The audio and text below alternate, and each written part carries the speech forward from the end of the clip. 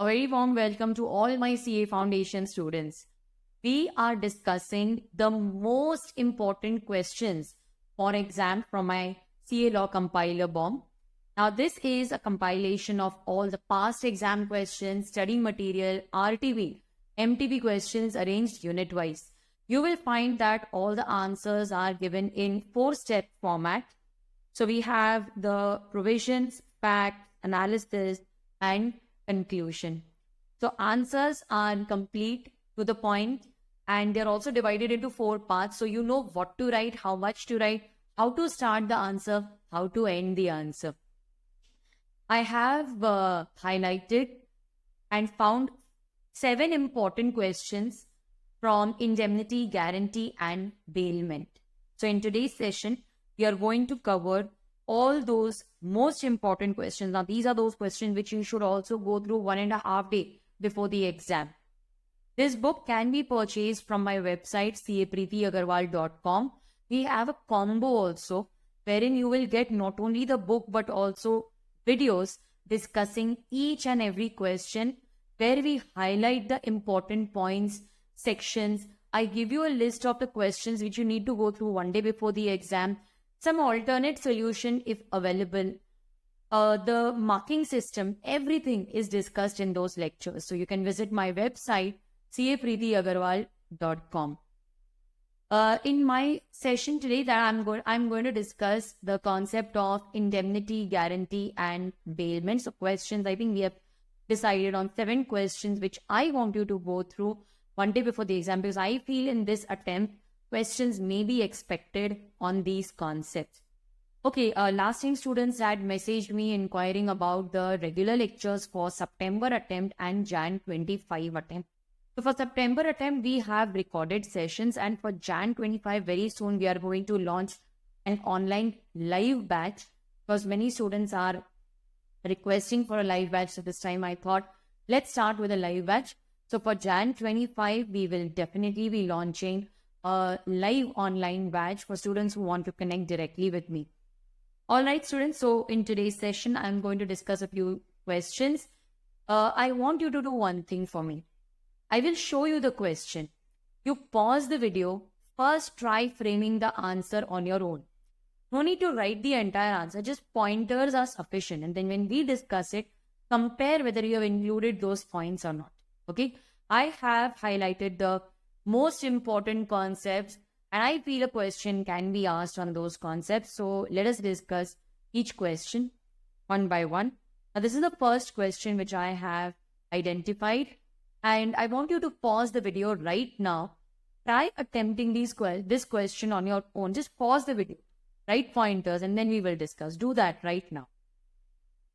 Okay, I think you're ready with the answer. Yeah, I will not wait. I'm assuming that you have paused the video, yeah? Okay. So, I don't know, something is very wrong with my voice since a few days. I need to just check on it or, gargle or something. So, please bear with my voice. I'm trying because I don't know, something is wrong. Maybe it's just strain or something. So, yes, Mr. D was in urgent need of money amounting to rupees 5 lakh. He asked Mr. K for money. So, whenever I read the question, I always write, I create that chart and a small arrow format, because then it becomes very easy for me to find the solution while reading the question itself. And also after reading the question, I'm very clear about the facts. So D was in urgent need of money. He asked Mr. K. So D is the dater, and he asked Mr. K for money. That is 5 lakh rupees. Okay. So K is the creditor. All right. Mr. K lent the money on surety. Okay. Surety of A, B, and N without any contract between them. That's fine. There may be a contract between them. There may not. They may know each other. They may not know each other. D makes a default and B is refusing to contribute. You have to examine whether B can escape the liability. Now, how to find the answer? It's hidden in the question itself. How to, determine what to write, how much to write. Now, the hint will be given in the question itself. This particular question is based on the concept of co-surety, not just one surety, but two or more sureties. So they are known as co-sureties. So section 146, okay, it talks about co-surety. Let me first discuss it in my way, and then I will read what the institute has written. Okay. Now, in case of co-surety, if I were the student and I was writing this answer, I would have first defined what is the meaning of a co-surety. So when two or more sureties, they guarantee the same debt, then they are known as co-surety. Then what are the different points of co-surety? They may have one contract, one single contract between all of them. There may be one single contract or separate contract. So there may be just one single contract or separate contracts. They may know each other or they may not know each other.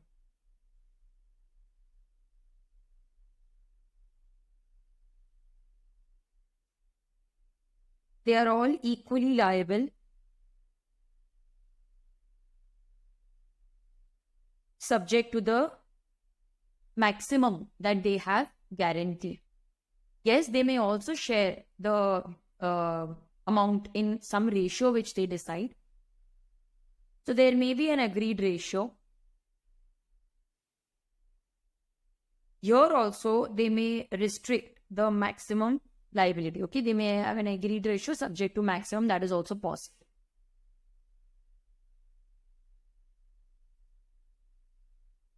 Okay, but I don't think it will be better if you write it over here. It is just a repetition. So they may have an agreed ratio. If nothing is agreed, then equally liable. Okay. So this was the provision. Now, whenever I read the question, I first decide what I am going to write in the provisions part. Then I directly go to analysis and solution.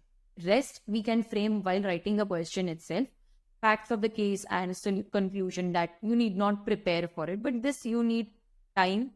And even in the exam, just with pencil, quickly jot down the points and start framing the answer. This will ensure that you don't leave any particular provision and you cover everything. So planning is most important. The provision says that when two or more persons, they are co-sureties, they give surety for the same debt. They may be either under the same contract or different contract. They may or may not know each other. They are liable either equally for whatever amount is remaining unpaid. So they have covered the definition. Yes, I also mentioned that. One contract or separate contract may or may not each other. They are equally liable. You can also write that their liability is joint and several. So you can force any one to pay and then he will recover it from other, very similar to joint promise. Now, D was in urgent need of money. This we can write in our own words. Can B over here escape the liability? No. He is liable. All are equally liable. So the stress is actually on equal. Okay, they are equally liable. So all three are equally liable in absence of a contract. So I mentioned this also over here. They may bear in an agreed ratio, and if nothing is agreed, then equally. So we have covered all the points. Now I had not read the model answer, but I ended up covering all the points. I'm very happy. In case I would have missed a point, I would have written that in red. And then I would have definitely remembered that till the exam. So always try to find where you are going wrong. That is how you will improve. All right. Next. That was the question. The next question which I have identified is question 8. Manoj gives guarantee for Ranjan. Manoj is the surety. Ranjan is the debtor. He's a retail textile merchant for an amount of 1 lakh, for which Sharma, the supplier, from time to time from time to time. It is a hint that they're talking about continuing guarantee. Okay. This is a hint that their guarantee is continuing guarantee. Let's read further. To Ranjan. So Ranjan is the creditor. During the next 3 months.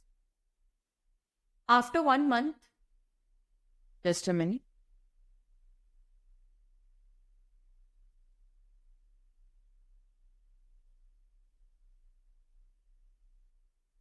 After 1 month, Manoj revokes the guarantee, and Mr. Sharma had already supplied the goods for worth rupees 40,000.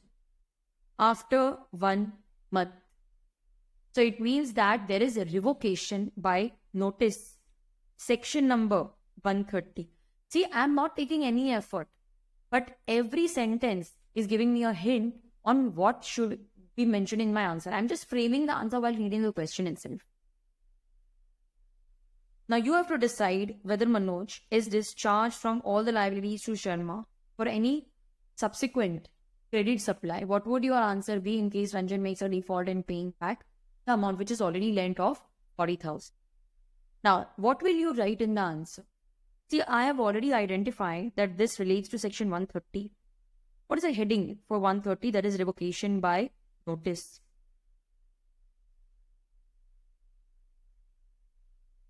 Yes, revocation by notice. Let us write over here, section 130, that a continuing guarantee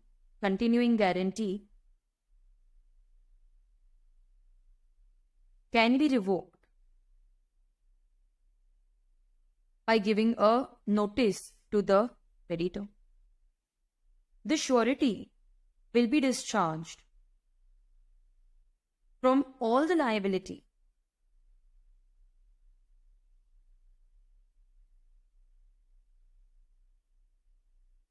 after notice, but they will continue to be liable for all the transactions. Here you can write transaction. For all the transactions before notice. Okay. No need to write anything except this. Ma'am, should we define continuing liability? You may define it, but it's actually not required. So let's check whether we have covered all the points. So as per section 130, yes, I have covered section 130.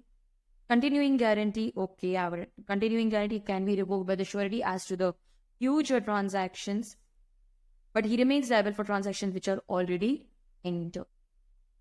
So yes, he is discharged for future transactions. I have written that he is discharged from all the transactions after notice. You can say future transactions, but he will continue to remain liable for all the transactions before notice. I have covered this also. So I have covered everything which is important for provisions. Maximum marks will be given to.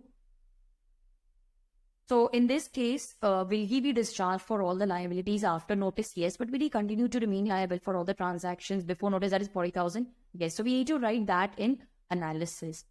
As per the above provisions, the liability of Manoj is discharged. Let's highlight what is expected in the exam. So Manoj is discharged for all the subsequent credit supplies after revocation. However, he remains liable for previous transactions. That is 40,000. He will remain liable because it was already entered before revocation. Now, if I were the examiner and this was asked as a 4-mark question, so I would have given around 2 marks for writing the theory, half mark for writing the section. Why 2 marks for writing the theory? Because see, there are many points to be covered. So 1 mark for this, half mark, plus this will be. So this is how I would have given 2.5 marks. Then for this, I would have given, how much is remaining? 4 marks, right? So maybe 1.5 mark for writing the analysis. So 1 and this will be.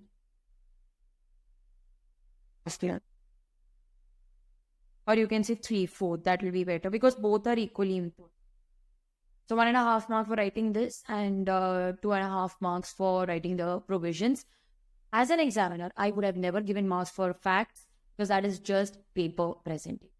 Ma'am, why have we not written conclusion separately? Why have you mentioned the analysis and conclusion part together over here? That is because I could not find anything separately to be written in conclusion. They have mentioned decide whether he will be discharged. They have asked 2 questions over here. See, they have asked 2 questions. So both these questions have been answered here.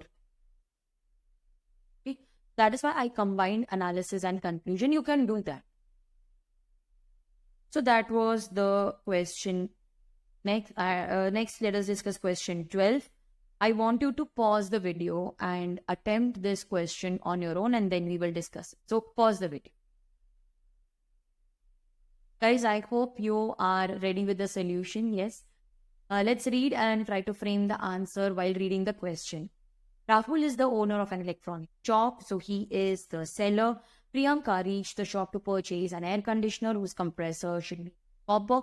As Priyanka wanted to purchase the air conditioner on credit, Rahul demanded a guarantor. So Priyanka is the debtor. So let me write over here. I always identify the parties first because that helps me to save time and also understand the question in the first reading itself. Arvind, he has given guarantee, so he's the surety. So when I have clarity about these concepts, then I'm able to understand the question in the first reading. Mr. Arvind gave guarantee. Rahul sold a particular air conditioner, misrepresenting, this is my key word, misrepresentation, that it is made of copper while it was made of aluminium. Now, invalid guarantee. Now, see, students, you will be able to identify all this only when you have studied the concept clearly as well as solved the compiler question. In the exam, you will be able to identify the points to be mentioned because you've already done that work. Invalid guarantee, section 142, 143, and 144. So in case the guarantee is obtained by fraud or misrepresentation or silence, guarantee is invalid. So neither Priyanka nor Mr. Arvind had the knowledge of this fact. It means they are innocent on being aware. Priyanka denied for the payment of price. Now Rahul filed a case against Arvind. Now debtor has defaulted, refused to pay the price. So we filed a case on the surety. You have to decide whether Mr. Arvind is liable. Now this should be answered in conclusion. You have to decide whether Mr. Arvind is liable to pay the price of the air conditioner. Okay. Now, in case the guarantee is obtained by misrepresentation, silence, or when failure of a person to join as co-surety, then the guarantee becomes invalid. So, guarantee is invalid, Arvind is not liable. I'm ready with the answer. Section 142, where the guarantee is obtained by misrepresentation concerning a material part of the transaction. Material means important part of the transaction. Let me frame the answer. While discussing, I was already ready. So you will first write about section 142. Then you will explain what is the guarantee obtained by misrepresentation. It is an invalid guarantee. I need to mention this.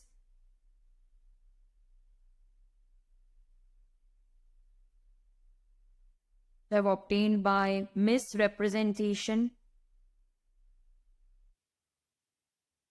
Okay, according to the provisions of section 134, this if you write, and even if you don't write, it's fine. But yes, it did not strike me right now, so I will write this in red. Section 134 says that in case the debtor is discharged, then automatically the surety is also discharged. How is it different from section 139? In 139, the debtor is not first discharged, surety is automatically discharged. That is the difference between 134 and 139. In 134 section, first the debtor is discharged, then the surety is discharged. But in section 139, automatically the surety is discharged. Surety is discharged if there is any agreement, if there is any contract between them, or the principal debtor is released by any act or omission. So A, B, and C. Okay. So here, the guarantee was obtained by misrepresentation. Arvind will not be liable. He is discharged. What I want to highlight over here is, although ICAI has mentioned the provisions of section 134, I could not find any use of that section in this question. Now you tell me, in the analysis part, have they utilized section 134? They have not. So even if you don't write this, ideally they cannot deduct your marks. Okay, so they have not utilized this only. The entire question is based on invalid guarantee. Section 142, they have not mentioned that. Okay. So Arvind is not liable. Question 16 now. 16. Pause the video and go through this question. Okay, are you ready with the answer? All right. Surendra guarantees Virendra, so he is the surety. Virendra, for transactions to be done, guarantees, it means he is the creditor. And Jitendra is the debtor. Always identify the parties first. Virendra supplied goods, so Virendra supplied goods worth rupees 30,000 on 1st March 2021 of 20,000 rupees. And 20,000 rupees was supplied on 3rd 2021, 3rd March. On 5th, Surendra died. Death, section 131. Section 131. See, I got into the habit of framing the answer when I read the question. So he died, Surendra died, surety died. On 10, being ignorant of the death, Virendra further supplied goods of 40,000. We are not concerned. Even if the creditor is not aware of the death of the surety's estate will not be liable for transactions after his death. This is one point which many students miss. That is why I have included this question in today's session. So Virendra further supplied goods. So in this case, the surety's estate, because he has died, so not surety, but surety's estate, is not liable even if creditor is unaware of the death of surety. This is the entire, I think this is the crux of the entire answer. It's the crux. On default in payment, Virendra sued the legal aid for recovery of 90,000. The 40,000 is supplied, is given after death. Okay. Describe whether they're liable to pay 90,000, and then what would your answer be if the estate was only 45,000? Is he liable for 90,000? See, while reading the question itself, we are ready with the answer. That is why identify the parties. Make such notification. Okay. So are we liable for 90,000? No. Let's write the answer. The estate is liable only for 50,000. Okay. But what if the debt, that estate has only 45,000? Then in that case, only 45,000. So the legal heir will be liable only to the extent of estate. They will not be liable beyond that. Section 131. In absence of a contract to the contrary, continuing guarantee is revoked by death as to the future transaction. So yes, let's first hide this and write section 131. I wrote the answer, but I did not discuss the provision. Section 131. Discharge by death of surety. Always revise the title also. Discharge by death of surety. So in this case, if the surety dies, he is discharged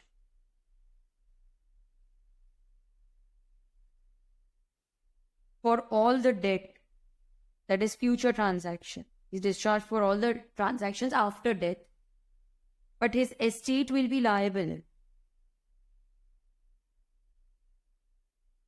for all the transactions before death. But the legal heir will be liable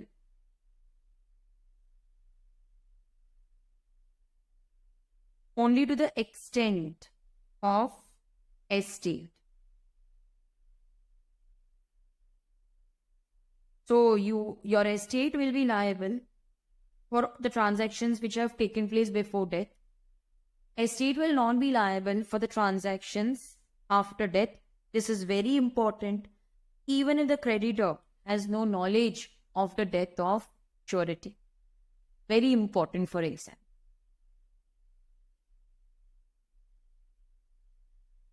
So in this case, they will be liable only for 50,000. Even though Virendra had no knowledge, you have to write whatever I have highlighted. You have to mention that. If the estate is 45,000, legal heir liable only for 45,000. How will the marks be distributed? If this is a 5-mark question, so I would have given 3 marks for writing the provisions because there are many points. And I would have distributed 2 marks for writing the analysis. Why 2 marks? Because 1 mark for this and other for this. So 1 mark. So 2 marks. Alright? Okay. So with this, we come to an end of the chapter on indemnity and guarantee. Let us go through the provisions of the important questions from bailment and pledge. I have identified 3 questions, I guess. Yes. Question 4. It's quite an interesting question. I always feel that a question will be asked on this particular section. Pause the video and write. Now, these are RTPs, MTPs, questions of CA Inter, because obviously these portion has been shifted from Inter to Foundation. So these questions are from CA Inter. So R gives his umbrella to M during the rainy season to be used for 2 days during examination. M keeps the umbrella for 1 week. Okay. I had given for 2 days, but he keeps the umbrella for 1 week.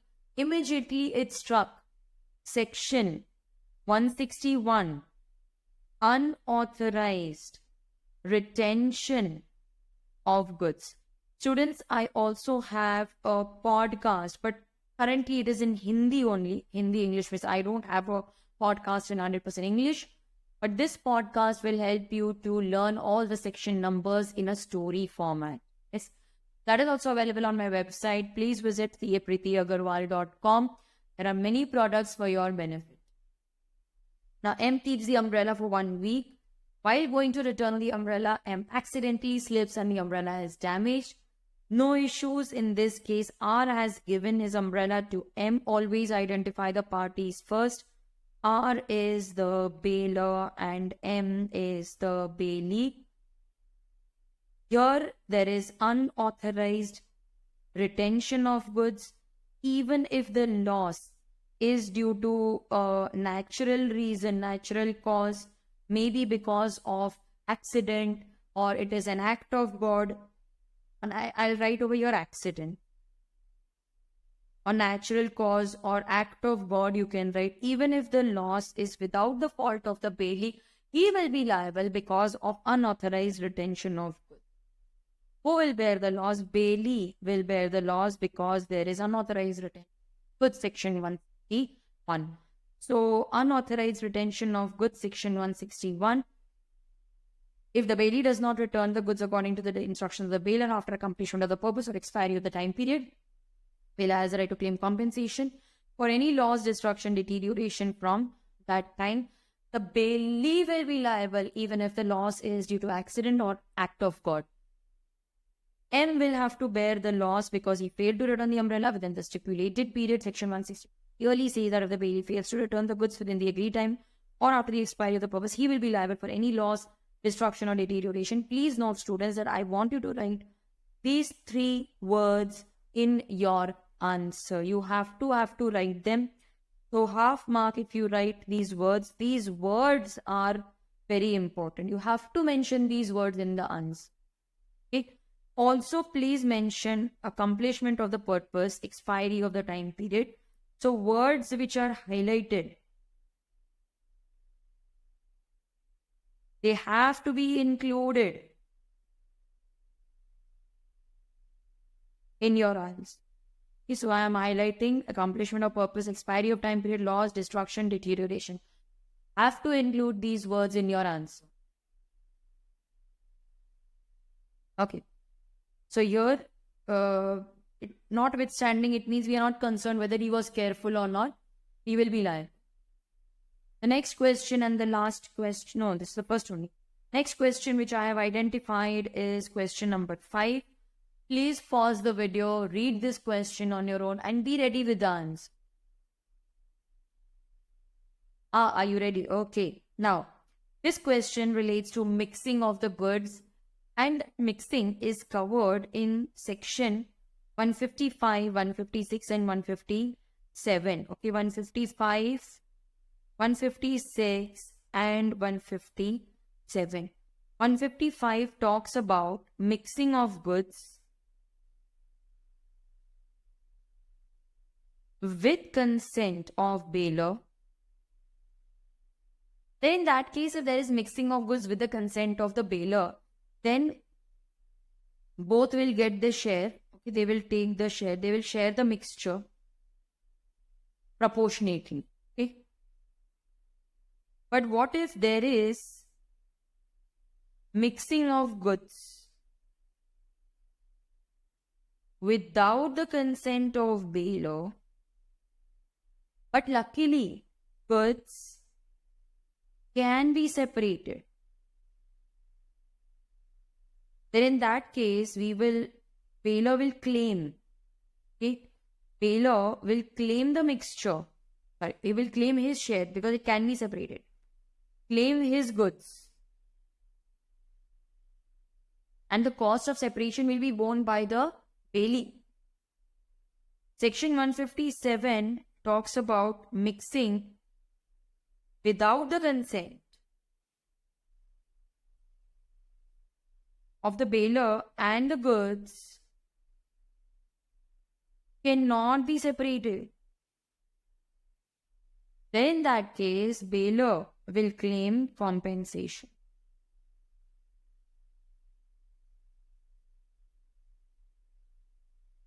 I have written very fast, but I hope you understand. Now, what is happening in this case? He gave sugar.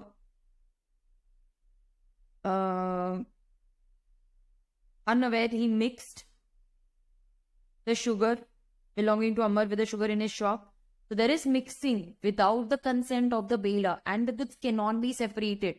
We can claim compensation. So we are ready with the solution, but we need to frame the answer. Section 157, mixing of goods without the consent of the bailor, but the goods cannot be separated, bailor can claim compensation. So you need to write section 157 over here. So in this case, you are entitled to be compensated by the bailee. So since the goods cannot be separated, you can claim compensation for the loss. The simple question, but many students, they ignore section 155, 156 and 157. Ma'am, do we need to write all the 3 sections over here, or do we need to explain? It's actually not required. If you have time and you have a good writing speed, then you can write 155, 156 and 157, but I think the answer will be very lengthy. It is not required. But if you write, that's not wrong. Then we go to question 9. It's a very, very important question for exam, very unique question. So please highlight this as important. Pause the video, solve it on your own, and then we will discuss. Ready? All right. So Mr. Radheshyam,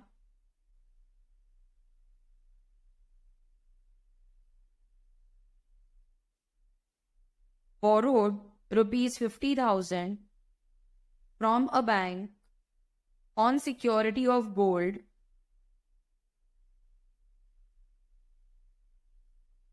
on 1st July 2019 under an agreement which contains a clause that bank will have the right of particular lien.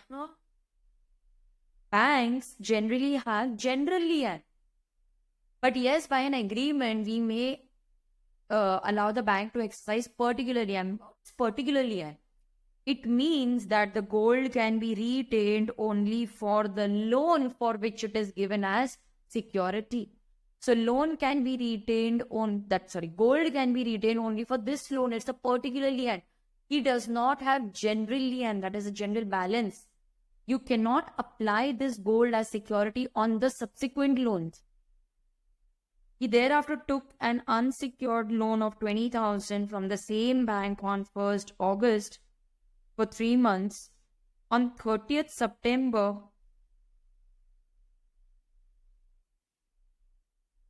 he repaid the first loan and requested the bank to release the gold, but the bank decided to continue the lien on the unsecured also. Decide whether they have the right of general lien. See, ideally they have a right of general lien, but they can exercise particular lien because it is given in the contract, section 171.